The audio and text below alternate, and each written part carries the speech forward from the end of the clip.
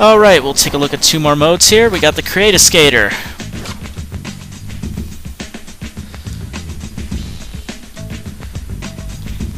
And whoa, this has definitely changed over the years. This looks horrendous. Look at the skater, he looks awful. Oh man. Let's name him. Skater A. Nah. Let's give him the classic NES name, or the arcade names as we call them. Just A's. Hometown. Woodland Hills is fine. Age. We'll make him very old for extreme sports. Oh, it only allows you to go to 55. We'll make him 30. Why not? Style, vert, street. Only 3 styles. Okay, we'll do all around.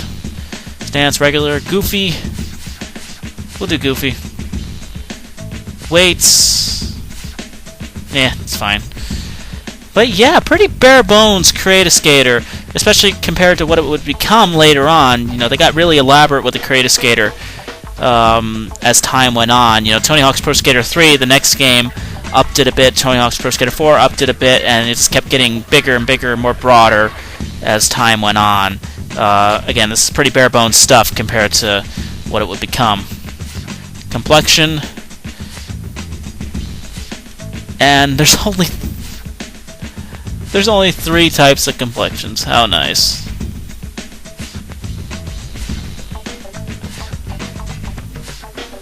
They got afro guy, they got blonde hair, they got slick. Pretty basic stuff. Head. Well, you get kind of a look at the face from there. Looks okay. Ugh, looks weird. He looks kind of the more normal. Blue hair, okay.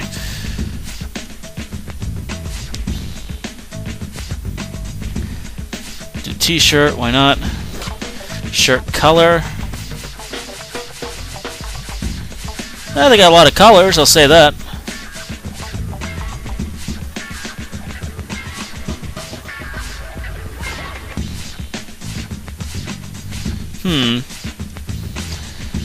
I must say, the selection for the clothes is pretty long, so that's a good thing.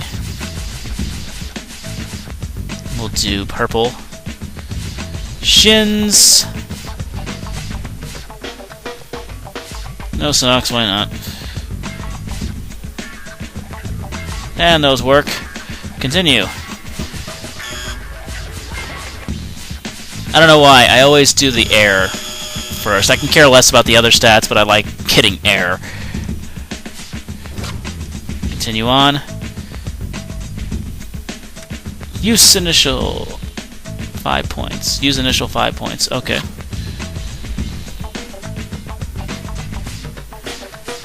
And you got the tricks set up. Oh, man. And usually, with games like this, I really didn't change much about the trick setup, you know, when I did this, especially for Tony Hawk's Pro Skater 2, because there wasn't much of a selection to begin with, so I just kept it as is, and really, there's nothing wrong with that. So we'll just continue. And of course, you got your board selection. And again, pretty big selection of boards. And no, not that one. Not that one. Question mark. Question mark, things that you have to unlock. And we'll choose... Actually, the first one actually looks pretty cool. So we'll stick with that. Continue without saving. We lost if you turn off your Dreamcast. Okay. And why not? We'll do a single session with the Created Skater. See what he looks like. He looks like crap. Oh well. Do the school, why not?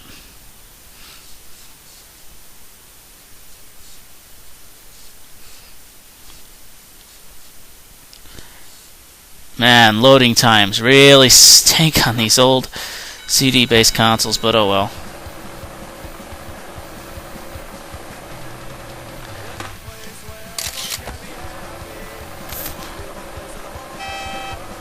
For the most part, the Creative Skater looks just like, he did when I created him. I am noticing, though, a bit of kind of shakiness with the character in general. He's a bit glitchy. Not in the way he skates, but in the way he moves. He kind of has that glitch movement to him when comparing him to the other skaters, which obviously, since the other skaters are already implemented into the game to begin with, they move a lot more smoothly. But when you do the Creative Skater, he looks a bit... Well, he doesn't look bad. The way he moves, it doesn't change the frame rate at all.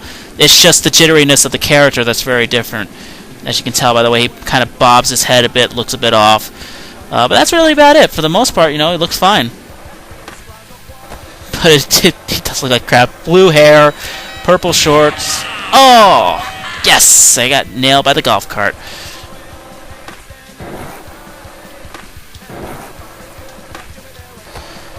And you know what? We won't even wait for this session, and we'll just end it right there.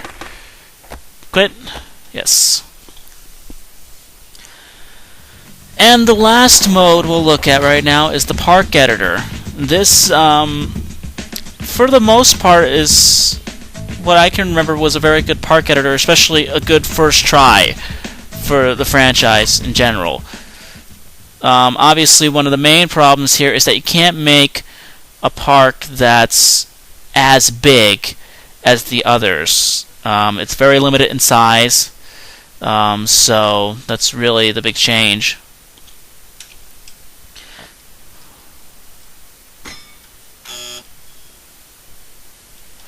And you control with the D-pad to get your different items.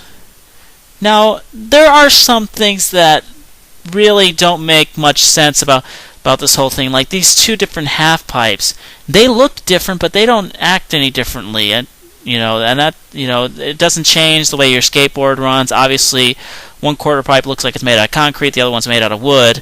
But it really doesn't change the way the skateboard runs, so I really don't understand why they did that. It's obviously kind of meant for appearance and all that stuff, and we'll place this in the corner. We'll just do a whole big half pipe right there. There we go. And we'll change items here. And let's move it around.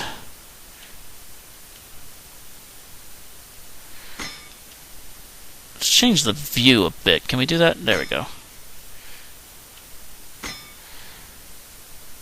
I will say this, considering the fact that this was the first try on the whole create a park mode, this looks very good. It's not perfect by any means. There are a few things, like I wish, the items list was just a little bit more detailed, and I do wish that there was more space to go off. Like you can change the size of the park and make it as big as you wanted. That seemed to be always an issue with the Tony Hawk games. They always seem to be limited in size. The levels that were already designed onto the game were so big, and yet the creative park was always so small. And that's something that I really wish they would have done better with as the series went on. And just for the hell of it, we'll create pipes. I'm just kind of randomly placing things here. I'm not really creating anything spectacular. And you know what? We'll just stop right there, and we'll test play it. Obviously, I just got a grind rail and half pipe, so that was a cool part. You get to test play it, which is kind of cool.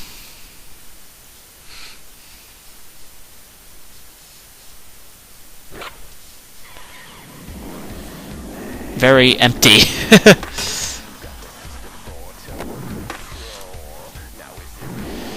And yep, looks just like it does when you create it. So yeah, that's a plus side, and I do like the Creative Park mode.